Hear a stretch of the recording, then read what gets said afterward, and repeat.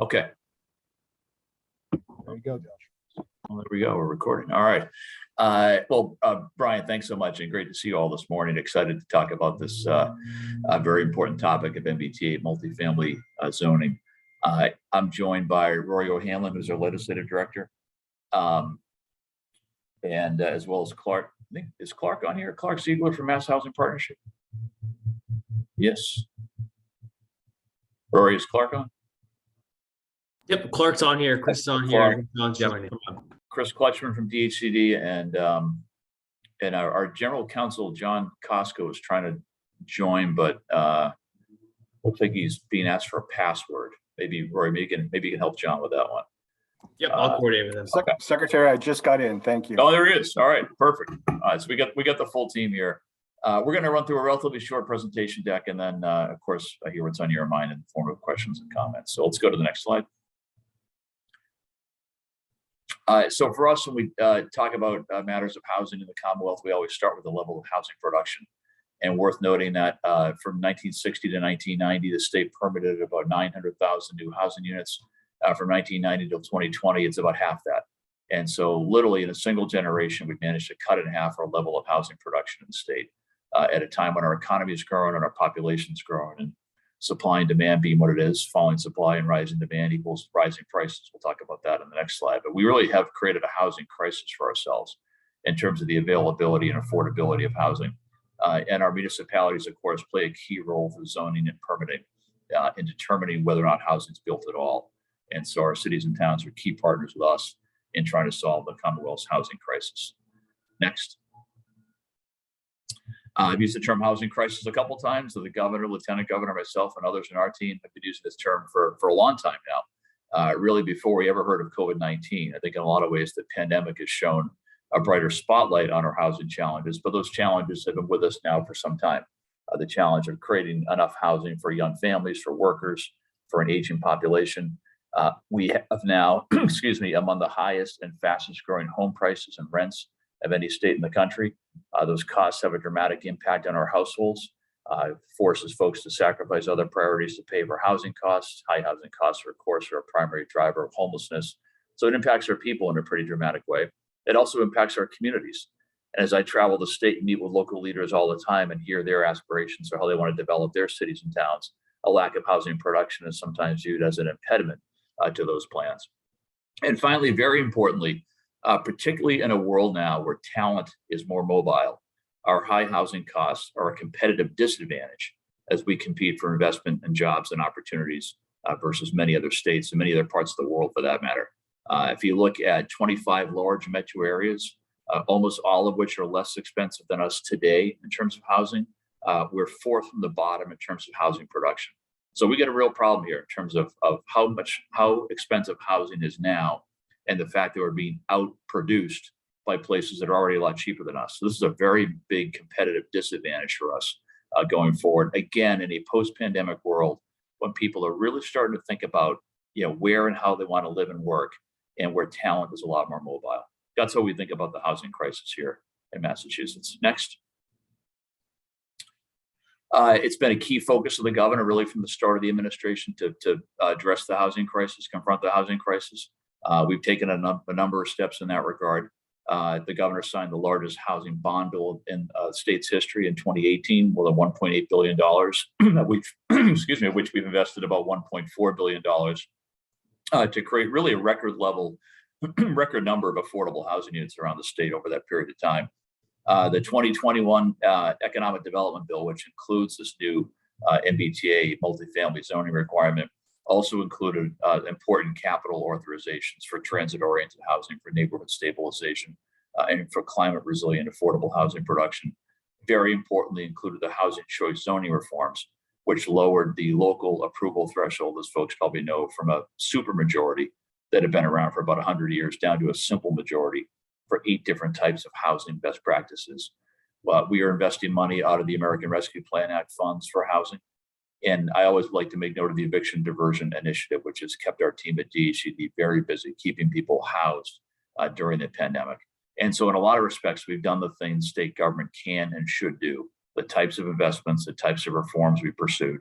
to try to confront the housing crisis. But we simply need the housing market overall to produce a lot more housing. Next. Among all the things I think we can do in housing, transit-oriented housing development, I think, has a special place in the toolbox.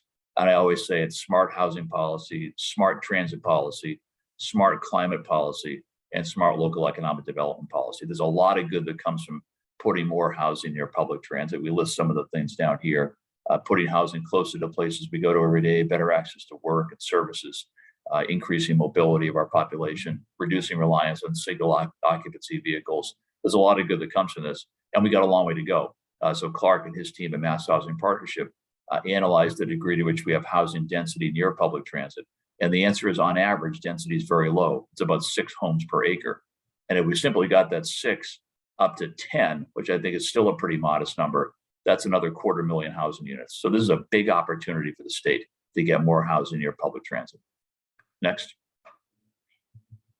So what are we talking about today? It is the MBTA zoning requirement. When the governor signed it, he made it clear that we would take a thoughtful approach to developing the compliance criteria, excuse me, in accordance with the new law. We released the draft guidelines on December 15th of last year. We believe they're consistent with the statute. They focus solely on zoning, the local rules that govern where housing can be built. They're meant to recognize that a multifamily district that's reasonable in one city or town may not be reasonable in another. And of course, they provide for and preserve local control. Municipalities will have discretion on where those districts are located, and to some degree, the rules in those districts. And we think this is a real opportunity to encourage, encourage multifamily housing production. Next. What are we not discussing today? The draft guidelines and the statute are not in any way a production mandate or a requirement to build new units. It is all about the zoning. This has nothing to do with, for example, Chapter 40B, nothing to do with permitting individual projects. It's a requirement to zone, not a requirement to produce. And I would say, having done, I think this is probably our 20th session like this since we released the draft guidelines. The vast majority of the concerns we've had, and by the way, the reception's been largely quite positive around this, but the vast majority of the concerns we've had are as if this were a production mandate, and it's not. I think it's a very important distinction to make. And we realize, of course, that the actual production of housing is going to depend on a lot of factors. Clearly, zoning is important. It's sort of foundational, if you will, but ultimately developer interest, infrastructure, market dynamics, those will determine what housing gets built and how much housing gets built. It'll take time as well. So this is really all about getting the zoning in place to facilitate that kind of housing production down the line. Next. So here is the entirety of the statute, which fits nicely on one page. This is from the Economic Development Bill the governor signed in January of last year. And it says simply that an MBTA community, which as folks know is defined in statute, there's 175 of them, shall have a zoning ordinance that provides for at least one district of, quote, reasonable size. And we'll spend a lot of time on our interpretation, our application of what reasonable size means, where multifamily housing is permitted as a right. And this district must have a minimum gross density of 15 units per acre, where applicable, located not more than half a mile from public transit, and must be suitable for families of children. So that is in the statute, passed by the legislature, signed by the governor, into law. An MBTA community that fails to comply with this section won't be eligible for 3 different of our capital programs, and it charges the department, that means DHCD, to consult with the MBTA and consult with MassDOT to figure out the guidelines that determine if a community is in compliance. And so pause here for a second and recognize that some of these things are fixed in statute. The 15 units per acre is in the statute. The half mile from public transit is in the statute. The suitable for families and children is in the statute. And also worth noting that, we get a lot of questions as to say, geez, what is this? Is this a mandate? Is it an incentive? It's a mandate. And we know that because of the word shall. So a community shall do this. And we'll talk a little bit more about the process and get into the details of the guidelines, but we have been heavily engaged with our friends at MBTA and MassDOT. It's really been a team assignment across the administration to get these guidelines right. Next.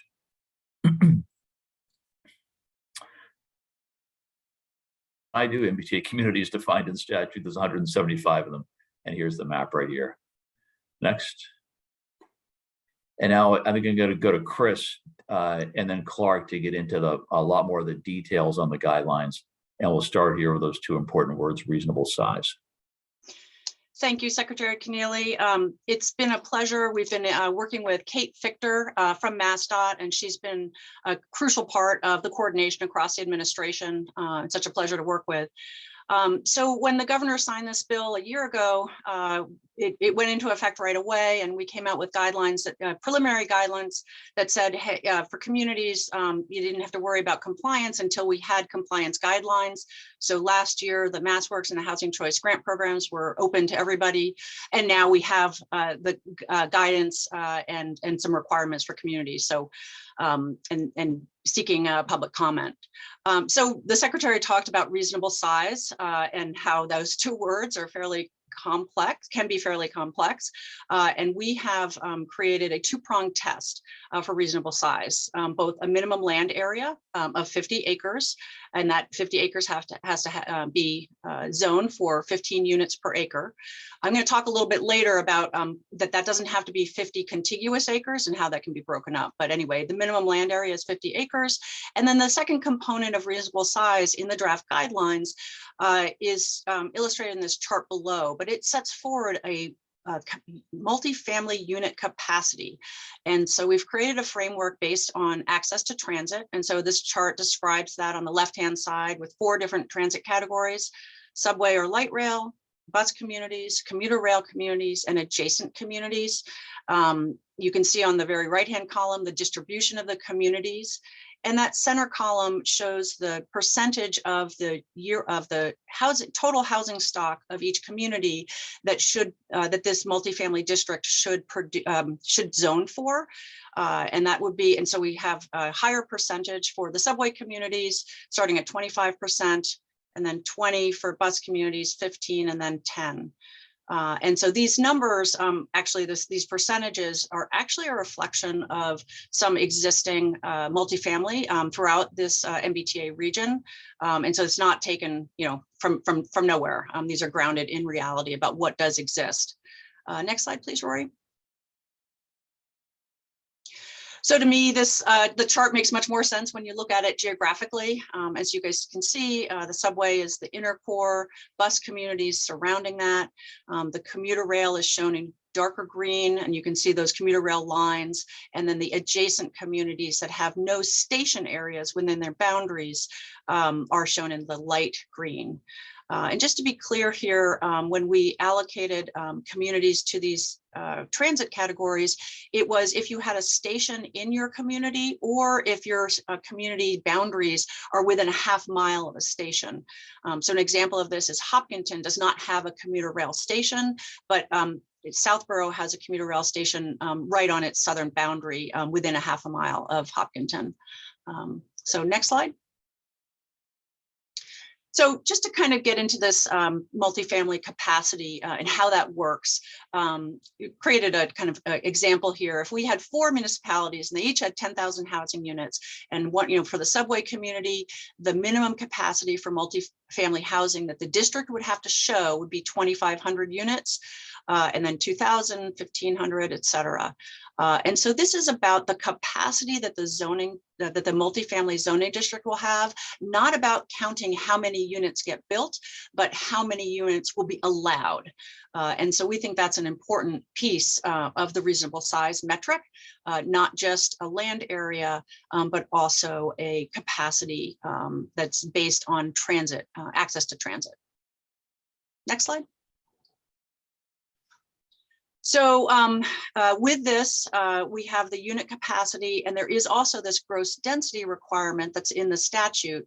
And so for smaller communities, we actually have a floor of 750 units. And that's because if you take those two factors, the minimum land area and the gross density, and you apply that, and 15 times 50, 15 units per acre times 50 acres is 750.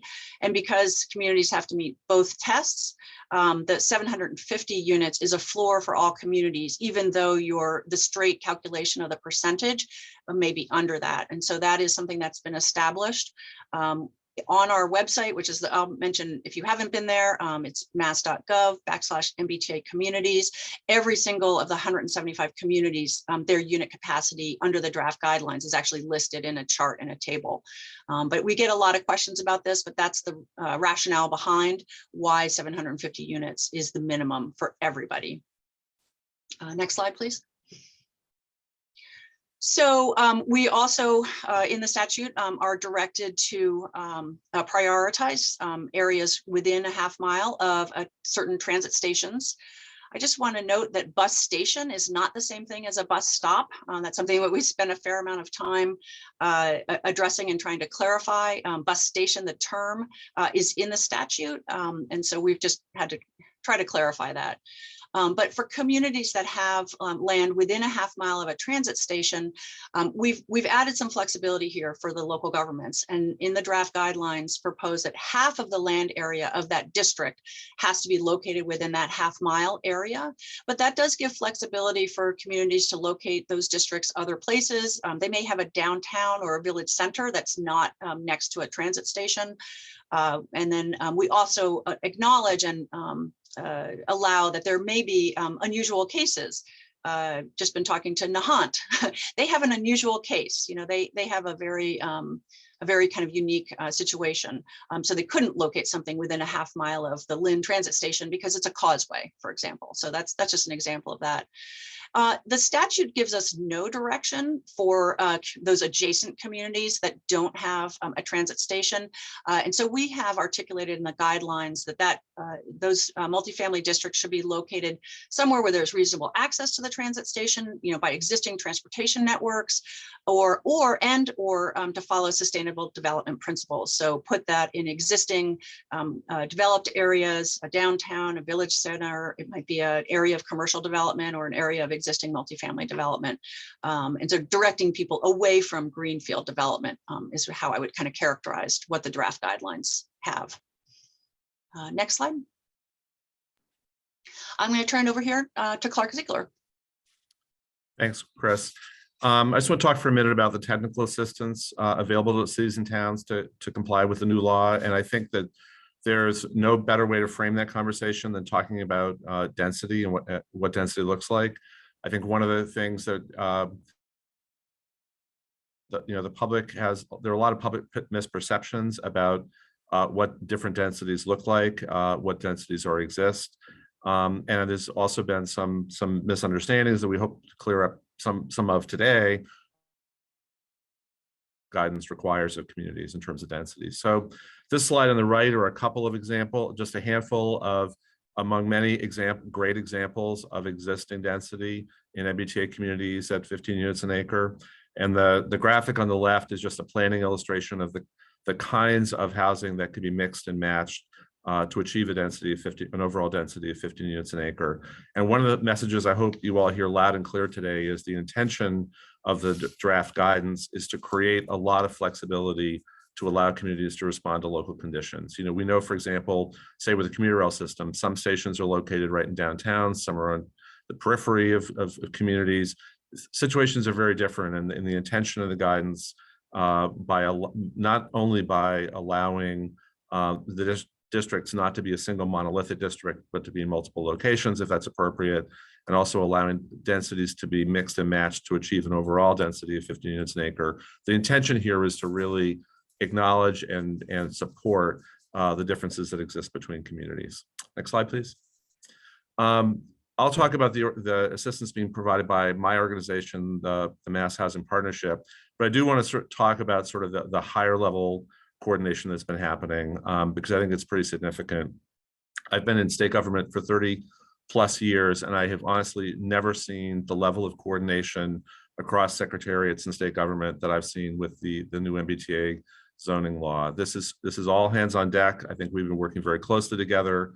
The agencies meet weekly to talk about coordination of technical assistance to communities and how that will work and how we will coordinate those efforts. There are multiple programs in different parts of state government that will be supporting this, you know, from MassDOT to Energy and Environmental Affairs to Housing and Economic Development. This is a significant policy issue facing the region, facing the Commonwealth, and there is a very strong commitment to get this right and provide the assistance that's necessary to make this a successful, to successfully implement the law. At MHP, we are already actually providing a technical assistance program exclusively focused on implementation of this new law.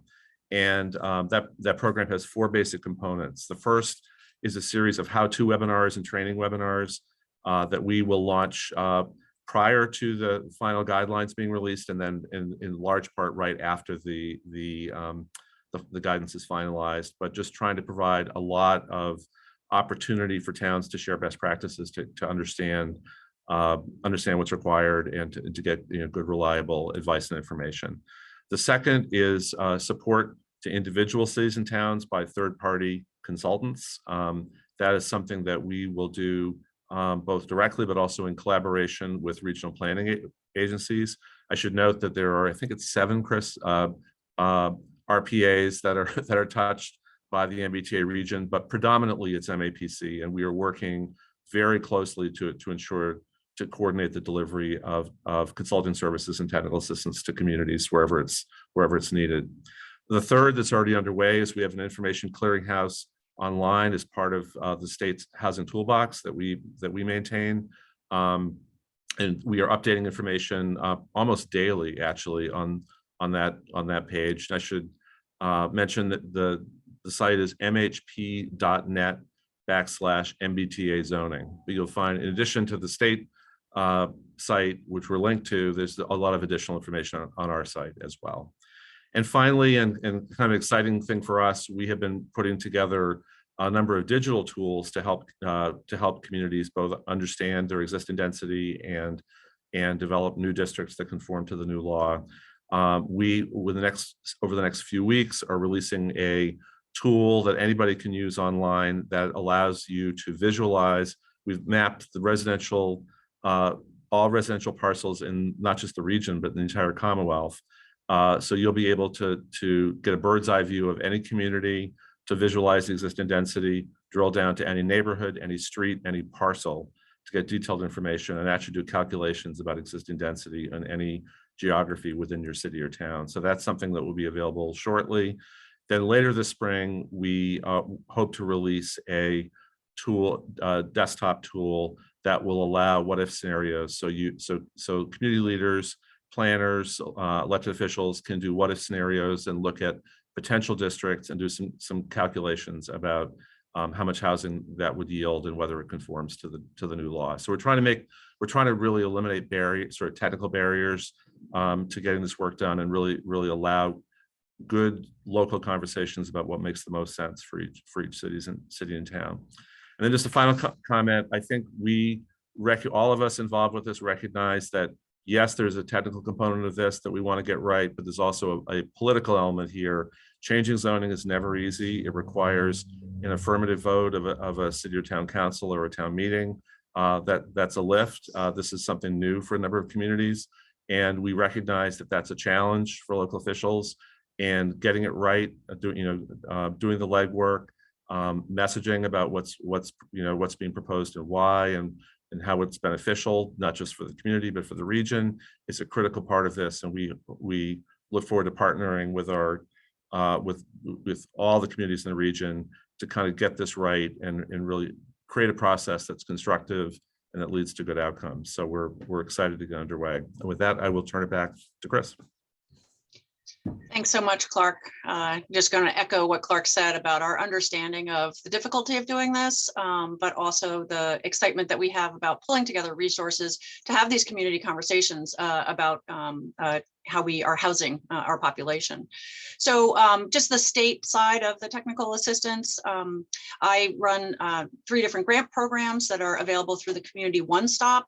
That's the Housing Choice Grant Program, Community Planning Grants, and Rural and Small Town Development Fund. Those will all fund compliance efforts. The timing of those is the applications come in May, and then they're awarded in the fall and winter. So starting with fiscal 23, those funds will be available and will be timely for the draft guideline. When the final guidelines are out.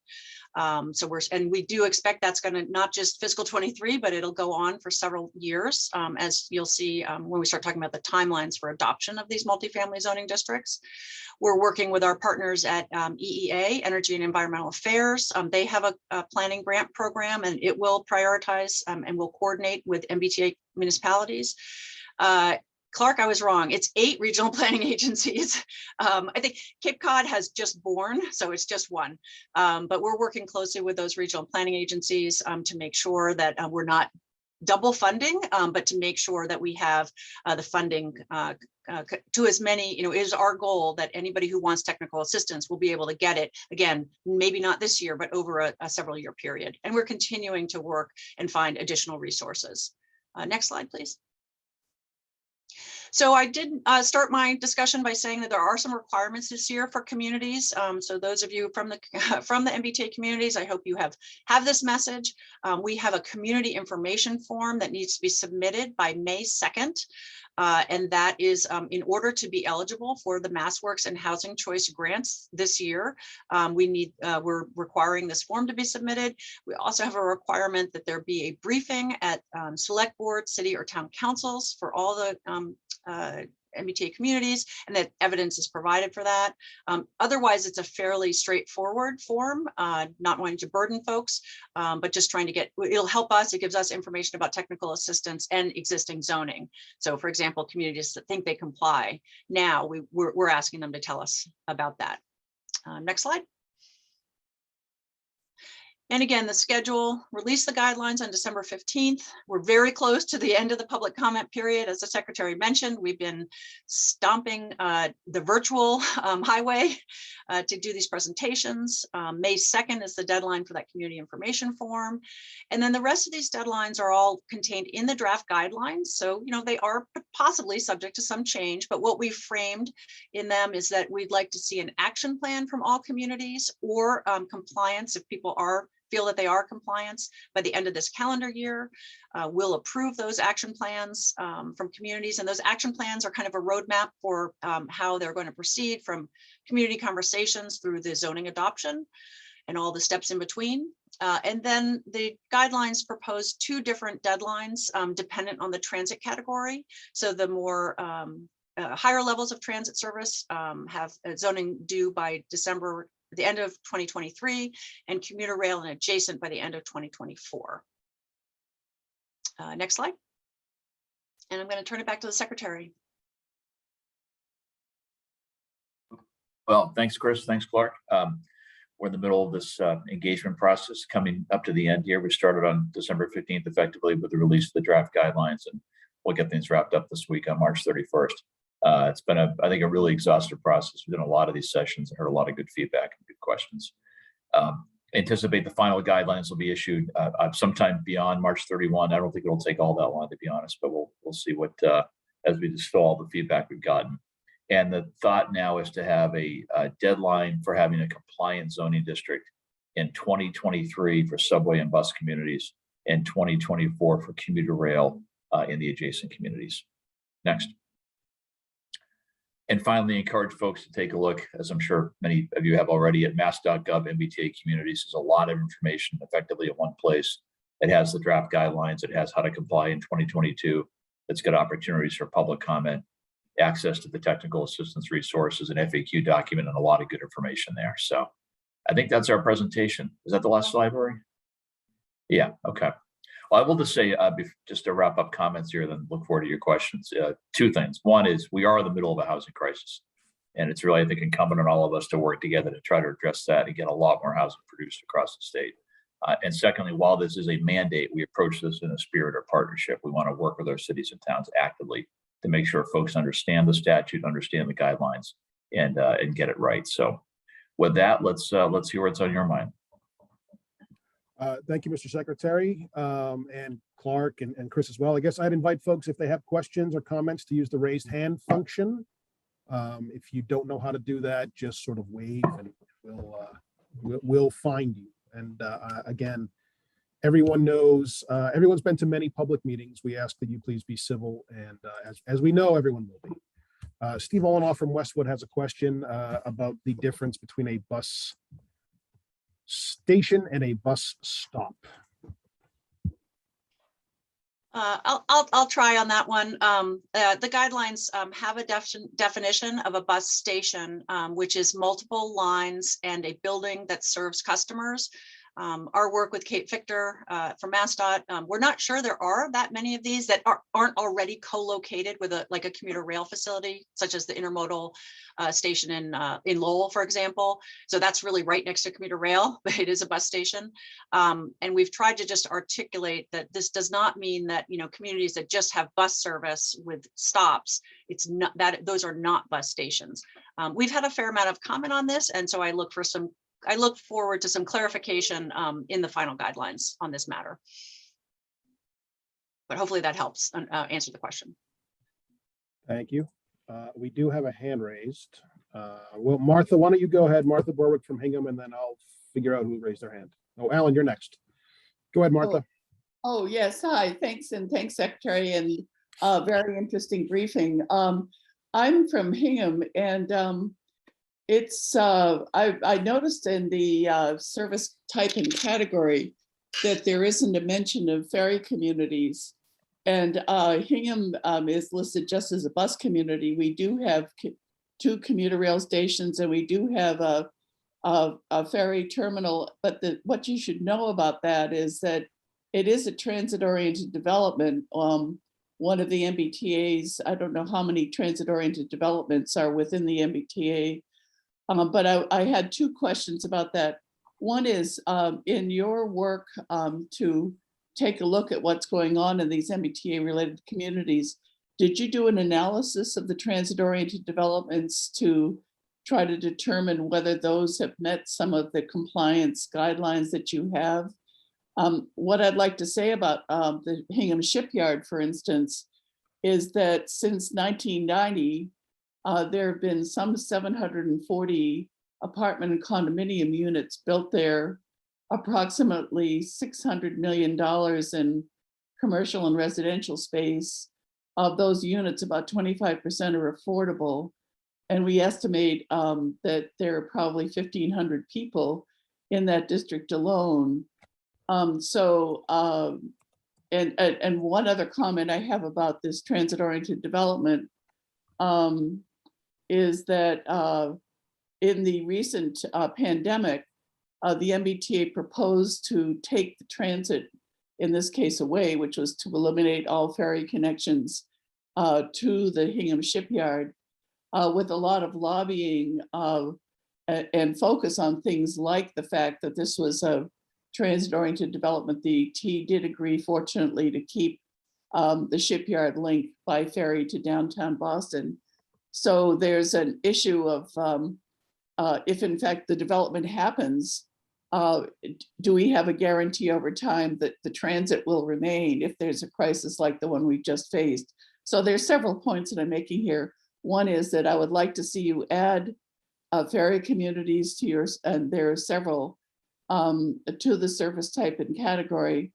I do have finally the question about was the analysis undertaken of the existing MBTA transit-oriented developments, and does the Hingham Shipyard that has that development since 1990 fall into the eligibility category, or does multifamily housing, is that an entirely different type of development density? So that's enough for now.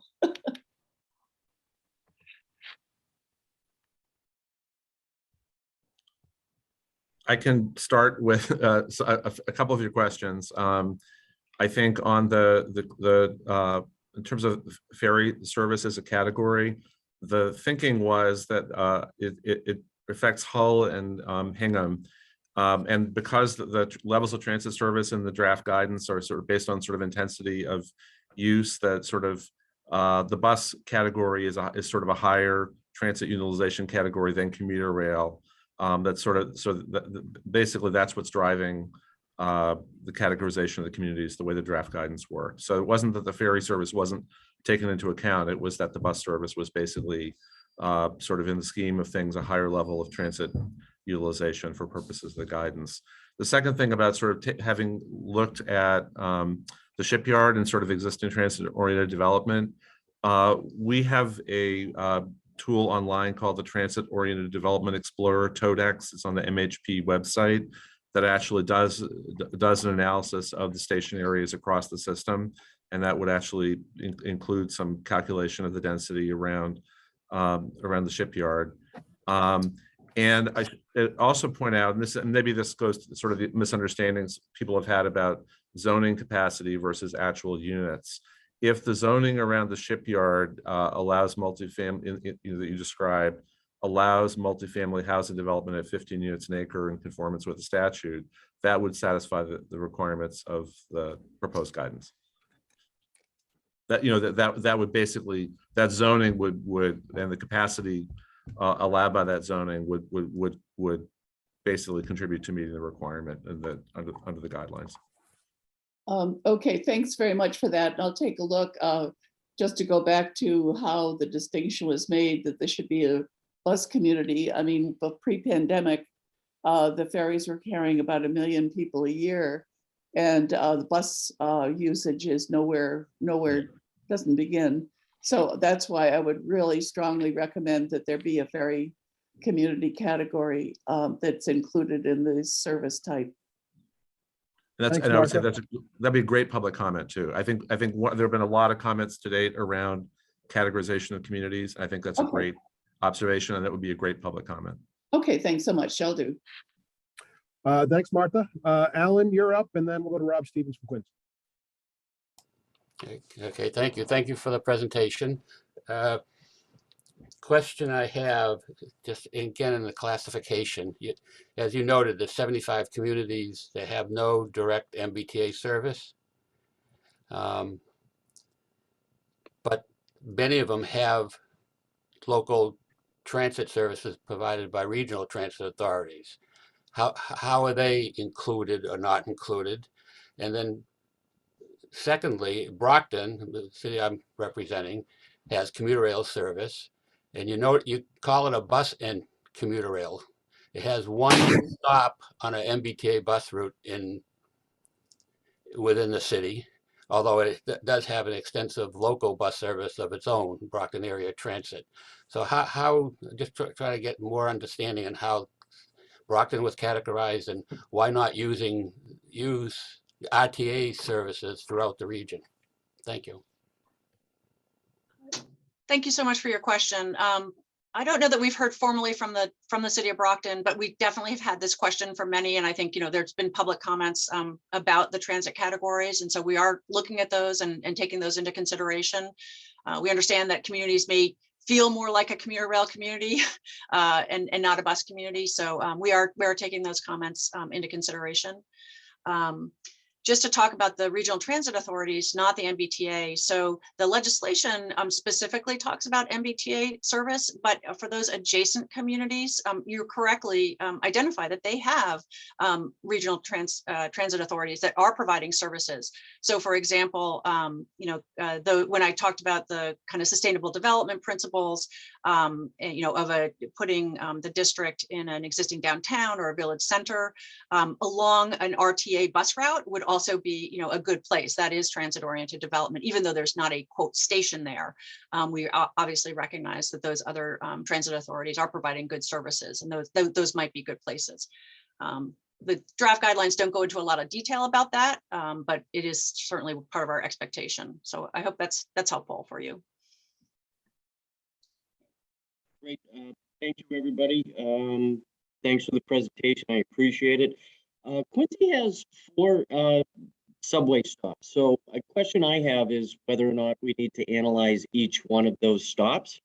I believe that 3 out of the 4 already have multifamily zoning in place that would qualify us. So I got to go through the exercise, and sort of the question I have is, do we focus on one, or do we need to look at all the stations? And then as far as, some of the density calculations, is there a standard that we could use, or are we just, doing it on our own, or different consultants might have different measures?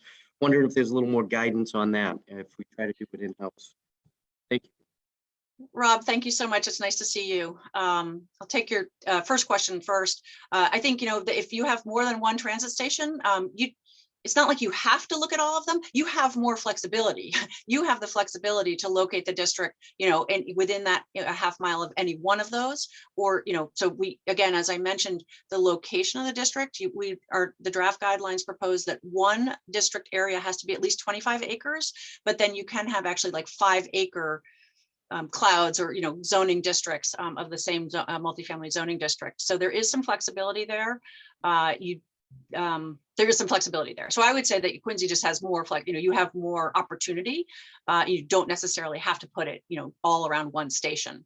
That's your choice. That's the city's choice. Yeah, well, I mean, what if I already think the existing zoning already allows for, high density multifamily? I mean, do we have to do much, or I just need to document that, those zoning districts?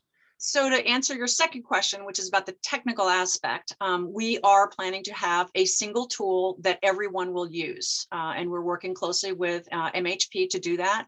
We do not want 175 different approaches to the capacity. So we are planning, again, all of these will be online applications. So we will be guiding you. We will be telling you what an action plan is. And we'll be saying, here's what we need from you to tell us your action plan.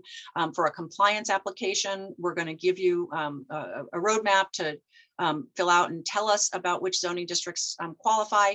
And then the kind of technical GIS kind of capacity counting will be a tool that will be standardized. And yeah. And Clark may want to add a little bit more about that. No, that's right. It's almost like a build out analysis where you put in, we have the parcel data, you put in inputs around regulatory restrictions and do a calculation of potential yield. And I think we're just trying to make that as straightforward as possible across communities. Okay, great. So just timing wise, so you would anticipate that would be after the May 2nd deadline for the information form? Probably after that. Yep. Okay, all right. Thank you. Thanks, Rob. Suzanne Barrett, Town of Lexington. Go ahead. Thank you. Since the intent of this is to get housing along, transit corridors near transit, I'm wondering if you can change that term bus station to just be bus service, because I think there are many of the bus communities that don't have bus stations, and it sounds like you then don't have to worry about exactly where you site the housing, if I'm understanding this correctly, since it has to be within a half mile of a bus station. So just wondering if that change could be made, or maybe elsewhere it's clarified and I just haven't seen it. Then the other thing is, I'm wondering if there's a complementary effort or going to be a complementary effort to have funding available to really provide housing that is affordable to those at like 50%, 30% of median family income, because a concern I've heard from people that are excited about opportunities to create more multifamily housing is they're just concerned that the housing prices could still be quite high. Even if we lower the demand, you never know exactly what you're going to get. Thank you. Well, maybe I'll jump in on the second point. But we are always eager to fund affordable housing projects around the state. We've done that now at record levels since the start of the administration. And I always say that our housing policy, our strategy is more of all types of housing everywhere. And so we need more affordable, we need more workforce, we need more market rate, we need it all over the place. And so when and if affordable housing or developments that have an affordable component come up, we got a lot of resources to spend in that regard, including specifically from a transit-oriented development authorization in the economic development bill that made this statute possible. So we eagerly await seeing those projects. And I do think we'll see a mix of affordable workforce and market rate from this initiative. And maybe Chris or Clark can answer, either augment that answer or Ian answer the first question. Thank you, Secretary. I just thank you for your comment, Susan. You're welcome to submit it formally as a public comment on our portal. We have heard that we need a little bit more clarification around bus stations and bus stops. So we've heard that, and we will be doing that as we finalize the guidelines. And I just want to echo what the secretary says, is this is going to open up many more opportunities for, for multifamily housing, which really should go a long way. Zoning is a barrier right now in Massachusetts. Getting upzoning land is very, very difficult in communities. I know you know that in Lexington and around the whole region. So just the act of having all these multifamily districts should make a sea change, to be honest. Great, thank you. Josh Ostroff from the town of Natick, and then we'll go to Judy O'Connell from Wilmington. Go ahead, Josh.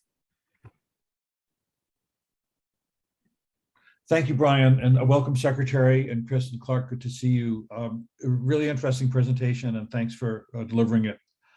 I'm particularly glad the advisory board is, able to engage on this. A couple of questions. One is, and this is perhaps more, commentary for my peers and Brian. How can we leverage this to ensure that there's lots of T to go along with the D, that we, particularly for communities that have commuter rail service, that we are able to see the kind of robust regional rail concept envisioned from the Rail Vision program, so that this housing actually has more utility in terms of its the ridership potential. So I'm interested in what we can do on that in the future. In Natick, we don't have a big challenge because we're looking at redeveloping around the West Natick station zoning there, and we have an overlay district that can, I foresee that being multifamily by right in Natick Center. So it's not likely to meet a lot of local opposition as much as there is a concern about how robust will the service be in the years to come.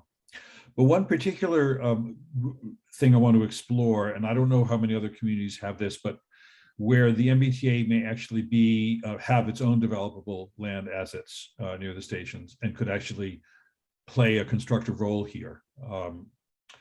In West Natick, they just installed solar arrays, and we have been hoping they would consider some kind of garage development. But there's other things that the T could do there or in other towns. So I'm wondering, have there been conversations on what potential there might be for housing development, or is that maybe a separate conversation for another place and time? No, it's a great question, and there certainly have been. And as part of the development of the guidelines here, and just our ongoing collaboration with the T, with MassDOT, we talk about that topic a lot. And there's a recognition now that with these guidelines getting finalized, communities may look to T-owned land as part of the way to fulfill their requirements here. So that is an ongoing topic of conversation for sure. Glad to hear that. So I'm going to recommend that to my appointing authority, the select board, that when we send in a comment letter, that we really emphasize the need for greater service investments. I mean, there's a new station coming into Natick in the next couple of years, which is great. I just want to see service there every half hour throughout the day. So I'm not asking much. So appreciate people being here, and always glad to talk. Thanks, Josh. Appreciate it. Judy O'Connell, Wilmington, and then we'll go to Colette from Wellesley. Thank you very much. I apologize, I'm not on video based on where my work location is today, but I'll try and be brief. Some of the comments were brought up. First of all, I want to thank everyone for being here for this presentation. We had our select board meeting last night. Our planning and conservation director came in and gave the proposal. Respectfully stated, it didn't go very well with the board in terms of concern and fear. And I think it's just taking, all of the information in and figuring out how it might change the character and topography of a sized town like Wilmington with 23,000 people. We were concerned about our classification, which I know has been touched on by other people. We're deemed a bus community, and also respectfully stated, we have 2 commuter rails for Lowell and Haverhill. We have a bus that comes in from Woburn, essentially turns around and heads back to the city of Woburn, but we're located within the half-mile radius of the Anderson transit station. So that might be driving why we might have been classified that way. But I just want to go on the record of saying that we express concerns about that. Some of the things that were talked about were the fact that if we were to draw 50 acres and look at a half mile from our MBTA stations, we were concerned about the inventory of land that we have and that we could even achieve some of these classifications that are in the requirements. And obviously we were concerned about if we couldn't meet the guidelines, that we would have some of the funding that is driven by some of this that we would be eligible for, potentially not available to us. And then we are predominantly a sewer community, a septic community rather. We don't have a lot of septic in Wilmington. So we struggle to look at 108 unit proposals for 40B projects and worry about how we're going to, handle our waste management, if you will. And we typically don't have buildings that are above 3 or 4 stories. And we were concerned about the regulations that is kind of a one size fits all for the state of Massachusetts that might work well in some cities closer to Boston or Boston itself, that maybe wouldn't work as well in a smaller community. And there are other communities that are smaller than us. And then my last point, which was brought up already, was that big picture. This is obviously to try and help stimulate housing, and there is a crisis for sure. But the concern obviously would be that there are financial programs for the end user buyers in the end, that when this inventory is potentially built, that mass housing and other funding programs from mortgage standpoint are available, such that buyers can even engage in the inventory that's been produced for them. And then also for the builder community, developer community, we don't have a lot of local developers that have the purse in a nice way to build dense projects like this. So I'm curious to long term, which I know we're talking about zoning, that there are going to be incentives that are going to motivate developers to come in and even do these types of projects, because the local development community just doesn't have the purse to do that. So I'll pause there. I know I've given quite a few data points, but I'm curious what any responses you might have to add.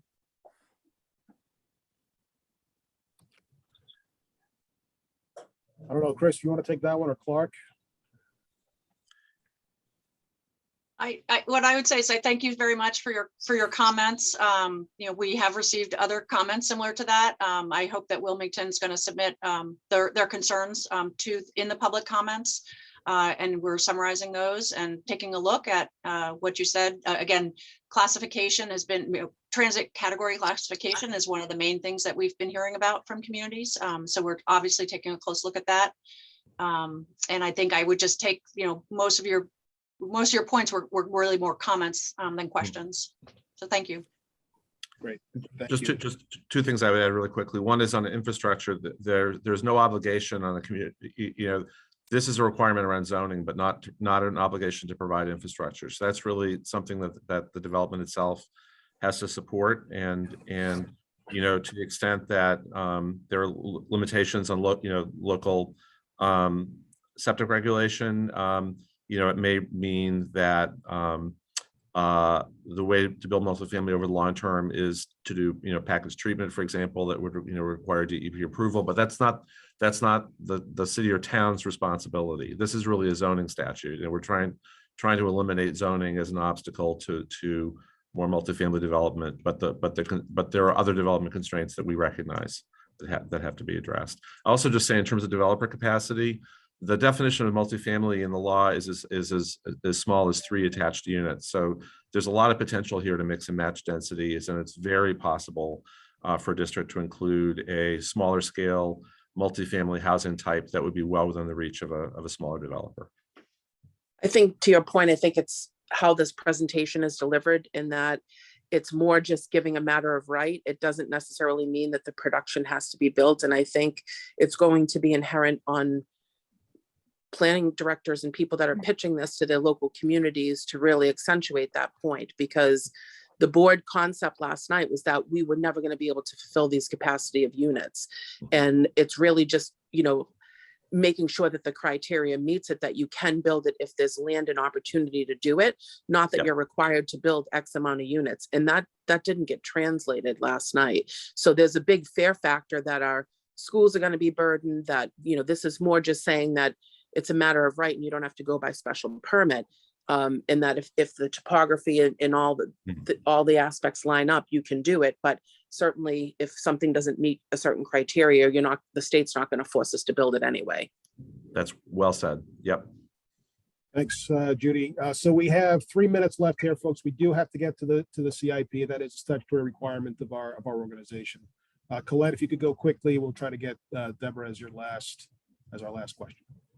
Sure. Thanks, Brian. Just a brief comment. In your partnership with the MBTA in the future, it would be wonderful if you could support the MBTA's endeavors to make stations ADA accessible. We have 3 stations in Wellesley, none of which are accessible. So when we make these developments beside transit, we need to make them accessible to everybody. So that's just a brief comment on that. Well said, Colette. Deborah, do you want to go last? Yes, Mr. Chairman. Thank you so much for this presentation. A lot of my questions have been answered, especially regarding how the affordable housing and potential for low income to be disproportionately impacted. But my question is maybe a philosophical question. When I think about housing, when I think about zoning, I think about parking. So how can we leverage this new zoning to also make some requirements on parking? Because I can see a bottleneck, and I don't know if anyone else can see that as we build parking, traffic will somewhat collide. And as I think through this, I'm trying to prevent that from happening. So do you have an answer for that? That's the parking issue. Deborah, where are you from? I'm sorry, I don't know where you're from. Oh, I'm sorry, that's Stoughton, the town. Okay, thank you. That's helpful.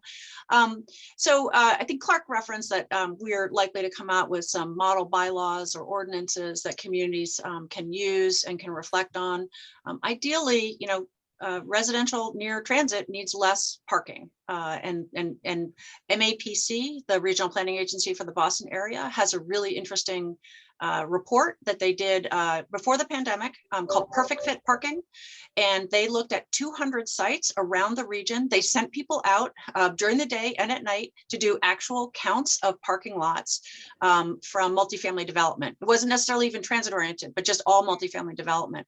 And the pretty outstanding conclusion from that report is communities' parking requirements require too much parking, and that is not used and is not needed.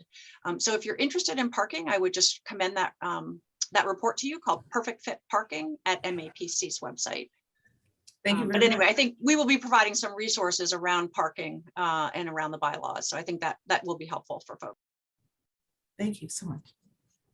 Well, I want to thank the secretary and Clark and Chris and everyone from the team for being here. We did have some other questions, which we'll try to collect and forward to you. This came up very quickly for our organization. We don't deal with zoning, as you know, but since it's an MBTA communities issue, we felt it was important to have you today, and I'm very grateful for your time. We do have to move on to one of our statutory requirements, as I said, so anybody that doesn't want to talk about the MBTA CIP, and I can't imagine why you wouldn't, feel free to jump off now, and in a moment we'll turn it over to our T folks. But thank you very much. If you have any final words, Mr. Secretary, please go ahead. Very briefly, Brian, thank you. Thanks for everybody for their engagement, for their time and their comments. This is important stuff, and we really have to confront this housing crisis together, and appreciate your ongoing partnership in that regard. So thanks very much. Hope you have a good rest of the meeting. Thank you very much. I think that might be the first time a secretary from another executive office has addressed the MBTA advisory board. So look at us go. Okay, we are moving on to one of my favorite topics, the MBTA Capital Investment Plan. Jillian, I've made you a co-host. If that is not correct, I'm happy to make anybody else who should be co-host. Anyone can unmute at any time. Hey, there it is. So Jillian, the floor is yours. We have about 30 minutes, and please take it away.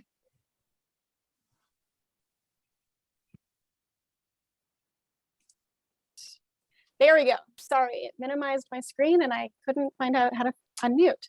I should have this down by now, and yet here we are. Good morning, everyone. My name is Jillian Linnell. I'm the Senior Director of Capital Program Planning at the MBTA. And as Brian just mentioned, I am here today to introduce and discuss the MBTA's proposed fiscal year 23 to 27 capital investment plan, which as of last Thursday was released for a 30-day public comment period.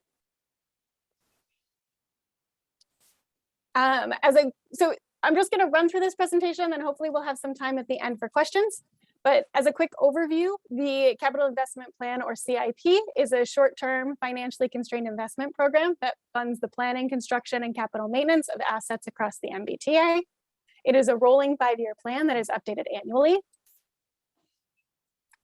To help set the stage for what is included in the MBTA CIP, we're providing this high-level look at the MBTA system, which I'm assuming most of you are very familiar with. But we have also included here details regarding the number of vehicles, stops, stations by line, and also the ridership levels as of 2019 and 2021. As I believe most of you know, but it's worth repeating, the MBTA has dramatically increased or ramped up our overall capital investment over the last 5 to 7 years. In fiscal year 21, the MBTA achieved a record $1.9 billion in capital spend, which reflects a significant achievement and puts us on our strong path to building a reliable and dependable MBTA. This spend is the outcome of a number of major capital programs that are on a trajectory for success and a number of transformation and expansion programs that are still in flight. These capital investments, many of which that have been in the works since 2015, have produced real and significant improvements to the condition of the MBTA's overall assets. Looking more closely at the 23 to 27 CIP, this year we are publishing a standalone MBTA document that is the first 5-year plan that will be published since the 20 to 24 CIP. In 21 and 22, as many of you may remember, due to the ongoing COVID pandemic, the MBTA, along with MassDOT, published a 1-year maintenance of effort CIP, which focused on continuing programs already underway and some key targeted investments for the future. Each year, the MBTA undertakes a robust process that strives to build a capital plan that reflects a balanced portfolio of investments. The key steps in developing this plan are outlined on this slide. The process begins with the collection of updated cash flows for existing projects, which inform our understanding of available sources and our estimate of the funding level that we expect across the 5-year window. We also conduct a call for projects where sponsors from MBTA departments submit requests for funds. These requests include not only new capital projects, but additional funds for existing projects who may need additional funds to support the overall scope or enter into new phases. All requests are scored by small cross-functional evaluation teams using 8 criteria that include system preservation, mobility, cost effectiveness, environmental and health effects, policy support, social equity, economic impact, and safety. The CIP is sorted into distinct programs, and in advance of prioritizing investments, program sizes are set based on agency goals and priorities. Using the results of program scoring, project scoring, prioritization meetings are held with MBTA leadership to determine project priorities within each of these CIP programs. Recommendations from these prioritization meetings are then incorporated into the 5-year CIP based on priority, capacity, and availability of funds. The exercise of constraining cash flows to available sources and delivery capacity is referred to as sequencing. We are now approaching the final step in the process with the release of the proposed CIP for public comment before the plan is finalized and presented to the full MBTA board for approval. Oops. The MBTA's CIP is often referred to as a priority-driven investment strategy, and it remains aligned with the priorities and program structure developed by MassDOT. The 23 to 27 CIP includes 2 overarching priorities. First is the overall reliability and modernization of the system, and secondly is the expansion of the transportation network to increase capacity and multimodal options. The next level of organization, or below these overarching priorities and programs, are the 10 investment programs, which are sized annually based on priorities and available resources. Programs under reliability and modernization are largely asset-based, and the programs under the expansion priority fund the planning, design, and construction of key expansion projects, including South Coast Rail and GLX.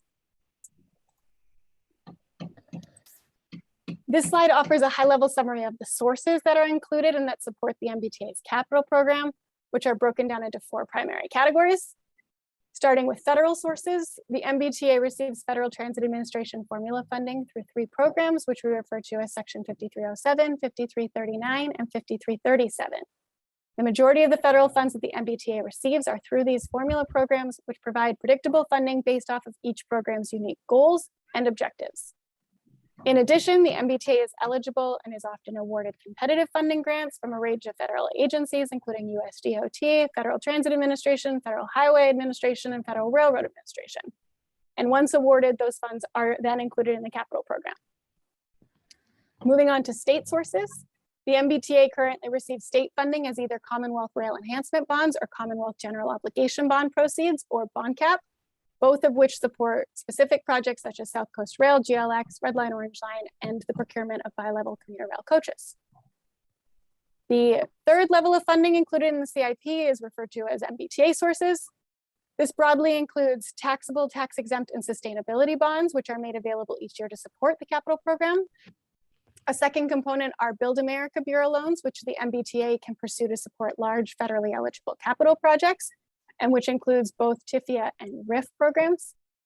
There are two more sources included under the broader category of the MBTA. One is the operating budget transfers, which are funds that pass through from the MBTA's operating budget to the capital program. And finally, there's the Capital Maintenance Fund, which is a limited fund held by the authority that may be used at the discretion of the CFO.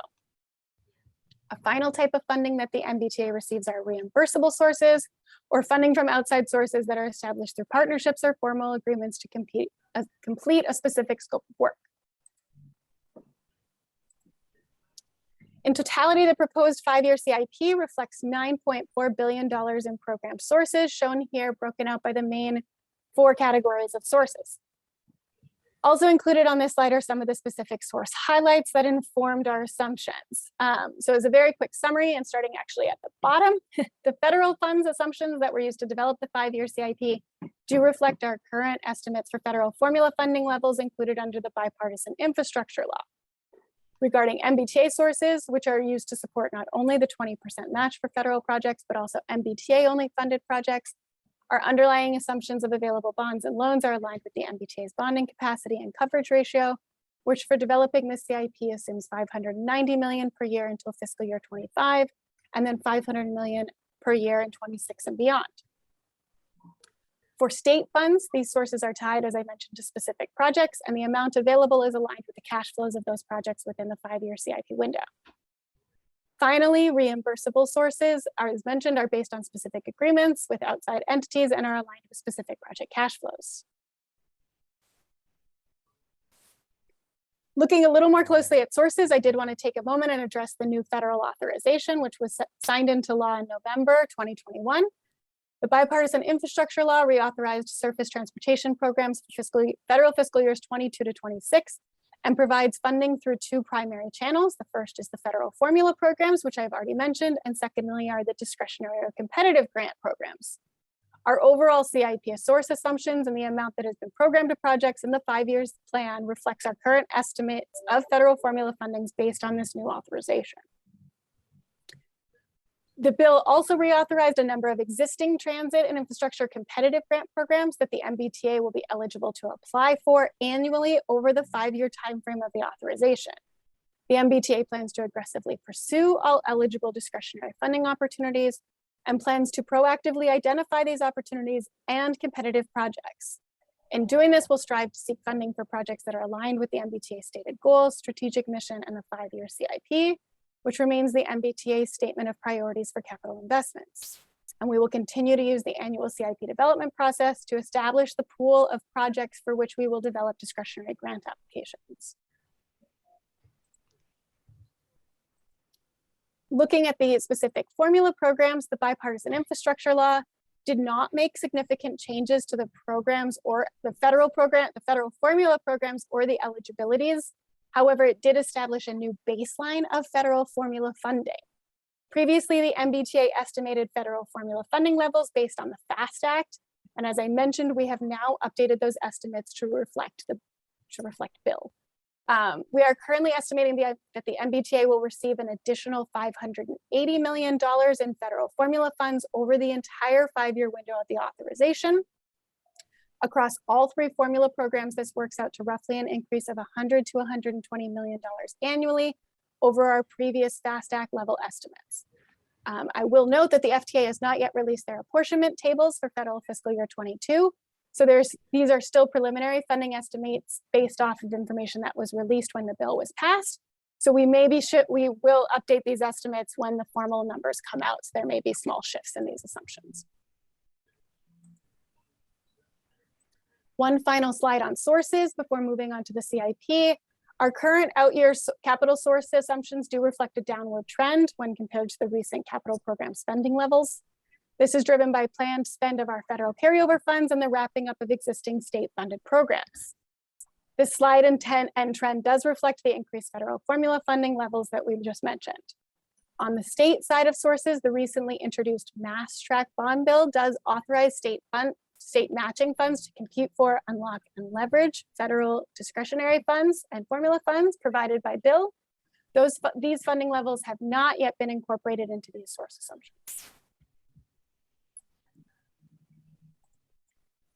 Looking more closely at what is included in the 5-year plan, this slide offers a high-level summary of the proposed 23 to 27 CIP.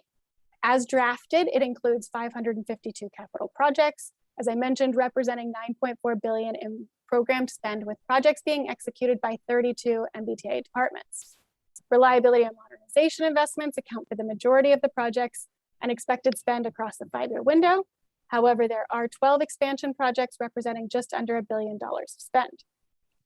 On the right-hand side of the slide, you will see overall priorities as reflected by program size, which demonstrate an ongoing commitment to investing in the MBTA's vehicles and guideway, signal, and power assets, followed by the agency's maintenance and administrative facilities. This slide shows overall investment by mode, and on the right-hand side are the top 15 projects as defined by fiscal year 23 to 27 projected spend. Many of these are well-known underway investments, including South Coast Rail, GLX, fare transformation, a number of notable vehicle procurements like the Red Line, Orange Line vehicles, the Green Line Type 10 vehicles, hybrid buses, bi-level coaches. Also included is the Quincy Bus Facility Modernization Project, Longfellow Approach, the Safety Critical Green Line Train Protection Project, ATC implementation, and North Station Draw.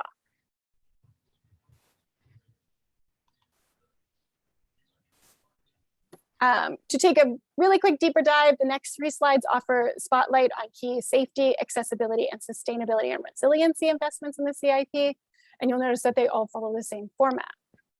There are over 430 safety-related projects in the capital program. This includes projects that are being executed by the safety department, such as the ongoing implementation of the MBTA safety management system. It also includes over 230 projects that will inspect, repair, and upgrade the MBTA's assets, and over 100 projects that are focused on modernizing our maintenance and operations facilities, which will help ensure workforce safety. On the right-hand side, we have also noted a number of key safety projects by mode. And I will just mention that there is a significant amount of information about a number of these projects and many more capital investments on the MBTA's website. And as part of the published CIP document, we have included project descriptions. Continuing on through the spotlight slides, there are over 80 projects in the capital program with significant accessibility investments, accounting for roughly $1.2 billion in program spending. This includes over 30 projects that will improve accessibility at the MBTA stations and bus stops, which include both small and full-scale upgrades to platforms, path of travels, and surfaces. There are also over 35 projects to upgrade and improve elevators, escalators, and wayfinding at key stations and to bring them into compliance with ADA, MAB, BCIL, and other internal guidelines and standards. And finally, the CIP includes a number of key vehicle procurements, which will result in improved accessibility features. And finally, a quick look at the range of sustainability and resiliency investments included in the CIP, which include over 130 projects accounting for roughly $3.7 billion in spending. There are over 40 resiliency and vulnerability projects and assessments to curb climate change and environmental impact system-wide. There are also over 40 projects related to assets, waste, energy management, and remediation to ensure efficiency and long-term sustainability and resiliency of our service and facilities. And finally, there are over 35 projects that will procure, overhaul, and upgrade the MBTA's fleet and facilities for bus electrification, vehicle efficiency, and the reduction of our carbon footprint.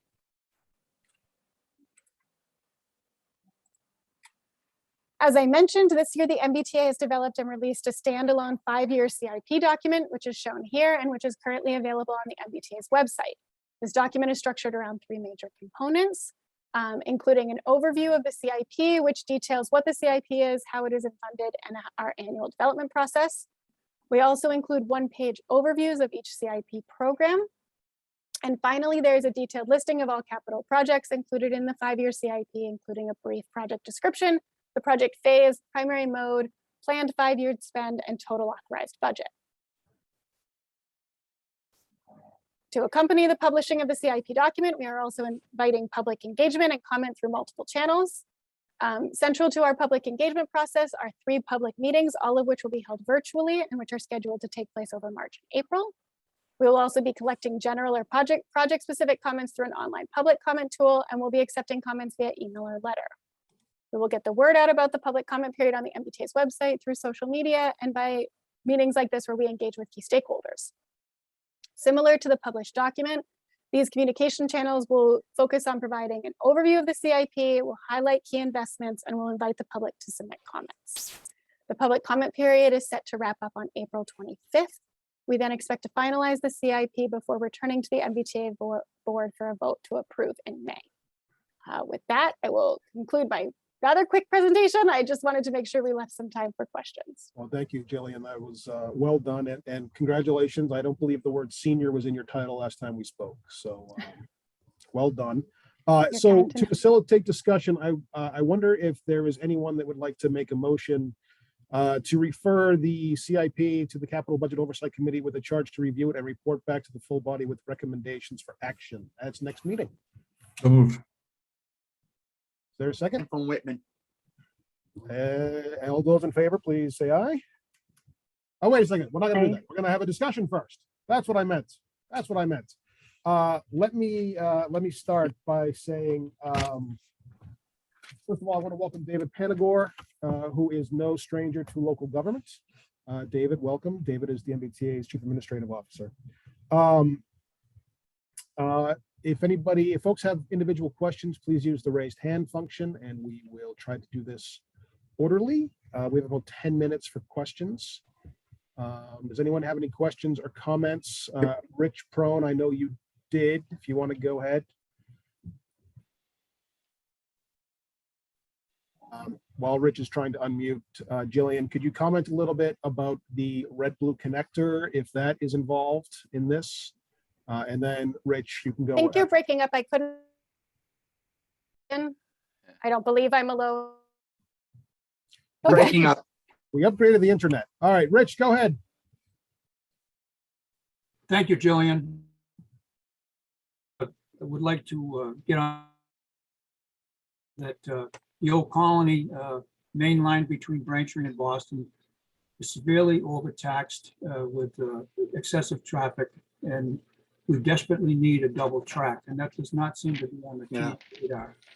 And with the addition of New Bedford Fall River trains coming up in a couple of years, that 11-mile piece of track that needs only 6 miles of double tracking will try to host 124 scheduled trains a day, which is impossible. I was in the operating department for several commuter rails and Amtrak, and I just, I hope that this is on the T's radar, because we need a double track in order to get service. It's chaos out there today. Half-hour delays, waiting for trains, one train late, and there go the dominoes. So we will have, if they go through with the New Bedford Fall River coming up the OC, which I think there's no choice, we're going to have 5 commuter rail lines sharing this single track, and that's impossible. So I hope the T puts this on their radar, because you guys go five years out and I don't see anything there, but we need it desperately. Thank you. Thank you. And I will note, we are documenting all of these comments today, so we'll be sure to incorporate them into the overall feedback for the CIP. However, I do encourage you to also submit comments through the other channels that we've mentioned. And thank you for that feedback. It is on our radar, and I am taking that feedback back to my colleagues. Thank you. Go ahead, Rob. Thank you, Brian, and thank you for this presentation. My name is Robert Sher. I'm the MBTA advisory representative from Ashland. And we had a great meeting last week with Mayor Koch, who came out as a MBTA board member to look at our commuter rail station. So just to put you a little bit in the picture, and I apologize, I've not had the opportunity to review this CIP in any detail, but one of our major concerns is the condition of the commuter rail station in Ashland, but also the other stations going from Framingham to Worcester, namely Southborough, Westborough, and Grafton. Those stations are all were all built over 20 years ago when the line was expanded. They've had relatively poor maintenance since then. They've had some recent improved maintenance, but there's extensive rust, and these structures are nearing the end of their useful life, or at least need extensive renovation and our engineering review. So these stations are, of course, an important part of the experience of ridership and taking the T. So when you have potentially unsafe stations, they put wooden boards that prop up the stairways, things like that. And we know that important. And so I guess I'm just, where is the in our replace, which are really one of the key and largest commuter rail stations. The Ashland station is probably one of the largest capacity stations on any line in the MBTA. So I'm wondering where those stations are in your capital plan and how, if they've been evaluated as to their needs. So those specific stations are not currently included in the capital plan. However, there is initial funding to continue to do assessments of both the condition of our assets and also to do interim maintenance and repairs, including accessibility improvements at a number of commuter rail stations. So there is initial funding to set up some of those programs to help support some of those improvements, some of those activities. Has it been an actual review, an engineering review of those stations and their needs? Because there's extensive rust probably in all of them. So you cannot, if you don't put them on a capital plan, you're gonna, that could well be irresponsible, because these are, they're ending their useful life. So whether there's space in the plan for them or not can be irrelevant if they're starting to seriously deteriorate. Thank you. So we'll be making that comment. All right, thank you. Thanks, Yes. Rob. Dan Salvucci, Town of Whitman. Thank you very much. Just one concern that I have, the rail crossings, the street crossings, as the guardrails come down, I think there needs to be further maintenance on them, not to wait till one misforms and doesn't come down, and then you get a call to go out and repair it. We have two in Whitman. I know there's one on Essex Street by our DPW that has been looked at a couple of times over the past few years. And there's one on the other side of town that's the same thing. And I have read in local newspapers where those rail crossings have failed to come down or failed to go back up. And it's a danger. It's a safety issue that we need to be looking at, and just on a regular maintenance basis to break or not work properly. And then you send somebody out to repair it. I think it needs to be on a regular maintenance basis. My thoughts. Thank you very much. Yeah. Go ahead, Susan. Thank you. Thank you for this. There's a lot of worthwhile projects and certainly only so much money, but I was wondering if you could address why electrification of regional rail was not included in this, or where that might be in the pipeline. Thank you. Yeah, so we have some initial funding in the capital plan to support the ongoing effort to explore, research, and plan for electrification. So there is some initial fleet funding to help support investment in our fleets. There's planning for our future fleets. There's also some initial planning money to help continue to figure out how exactly we should time and sequence the necessary investments. And then there is also some initial no regrets investments regarding turn tracks investments to help get us towards that future step.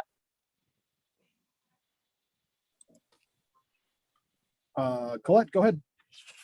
Hi, thank you so much for sharing the information about the CIP. I look forward to reading it, and in particular more about the ADA upgrades.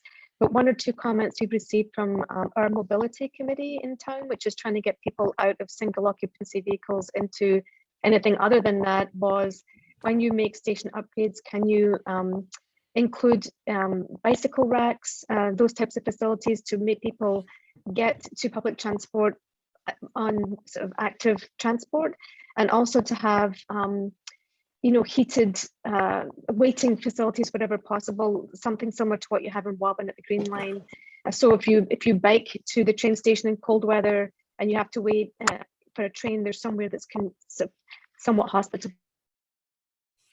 Comments from our mobility team. Thank you. Thanks, Colette. And finally, Josh, and then I have something to say. Go ahead, Josh. Thank you, Ryan, and thank you so much for being here, Jillian. A great, interesting presentation. And what I want to, I guess, understand is that, or convey, is a concern that this is a fiscally constrained plan. And I would not expect the MBTA to say, here's our plan to spend $15 billion, only 9 of which we have. But what I think makes it challenging for people is to not really have enumerated what cannot be funded and what are the priorities for capital delivery where there are fewer limitations. And I don't want to sound cavalier about $9 billion. That's a lot of money. But one would expect with inflation, under normal inflation, that we would spend more each year, which we have been, to the credit of the state. So that's a preamble to my question of, does the MBTA have in your departments a listing of priorities that would be put into a CIP given available resources that member communities could take a look at and understand? And just as an example is, the triple track project at the station, accessibility on the Worcester line that serves Natick and Wellesley and others. That's in design, which is great. That contract was just awarded last June. And it's obviously got a ways to go, but the construction of that is nowhere on the radar. And in my community of Natick, we can't replace a bridge over the tracks at West Natick, from what I understand it, until that station is designed and under construction. So a lot of things work together, and there's many different jurisdictions.